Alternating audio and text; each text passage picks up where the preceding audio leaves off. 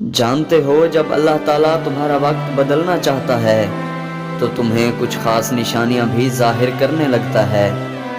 یاد رکھو جب انسان اپنی دعاؤں کی قبولیت کے انتظار میں تھکنے لگتا ہے تبھی اللہ تعالیٰ اس کی زندگی میں کن فیکون کے وہ حیرت انگیز اشارے ظاہر کرتا ہے جو اس کی دعاؤں کی قبولیت اور بے شمار خوشیوں کا باعث بنتے ہیں۔ یاد رکھو میرے رب نے خود قرآن میں ان نشانیوں کو کچھ خاص جگہوں پر واضح فرما دیا ہے کہ وہ خوش نصیب ہیں جن کی دعائیں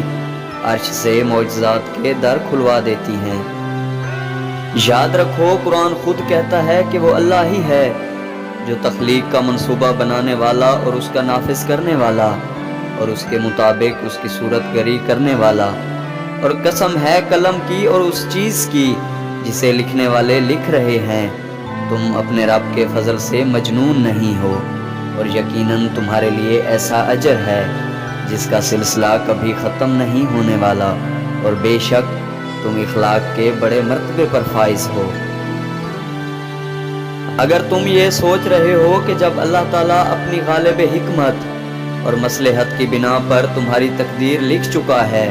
تو کیا اب وہ بدلی جا سکتی ہے، تو سنو بلا شبہ تم اپنے فیصلوں کو بدلنے یا ٹالنے کی طاقت نہیں رکھتے، مگر اللہ تمہاری دعائیں اور التجائیں سن کر اپنا فیصلہ بدلنے کی پوری طاقت رکھتا ہے، کیونکہ وہی کاتب تقدیر ہے اور وہ جب چاہے اپنی شان رحیمی سے عطاؤں کے بند دروازے تم پر کھول سکتا ہے۔ اور یاد رکھو کہ اللہ کے فضل پر کسی کا کوئی اجارہ نہیں، وہ اپنے حیرت انگیز انتظامات سے ساری کائنات کی فرما روائی کر رہا ہے، مگر اکثر ایسا ہوتا ہے کہ تمہاری عقل پر غفلت کا پردہ پڑ جاتا ہے۔ اگر تم ذرا غور کرو تو شیطان تمہارے پاس ہر اس چیز کی صورت میں آتا ہے جس کی تم خواہش رکھتے ہو، کیونکہ شیطان انسان کو بہکا کر تاریکیوں کی طرف دھکیل دیتا ہے۔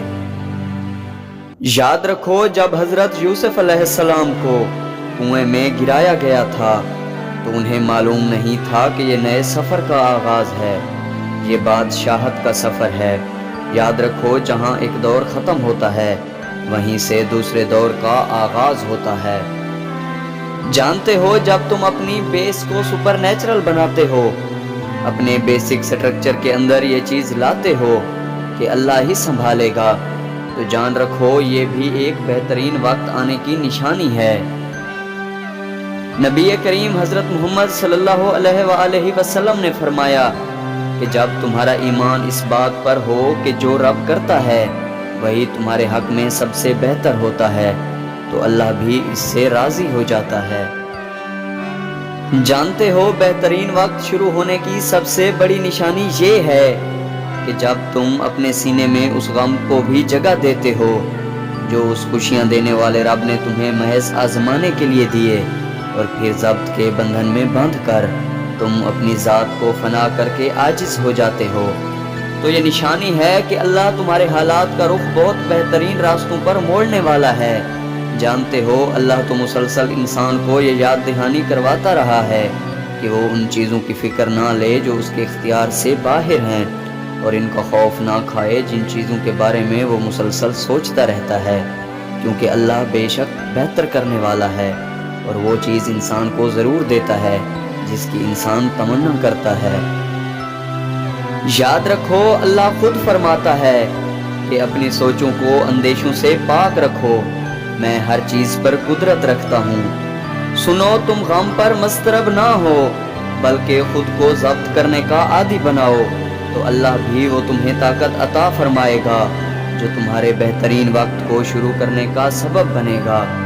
اور پھر وہ تمہیں سب عطا ہوگا جو تم نے کبھی کاتب تقدیر سے مانگا ہے۔ اللہ تمہاری چاہتوں کے وہ سارے خزانے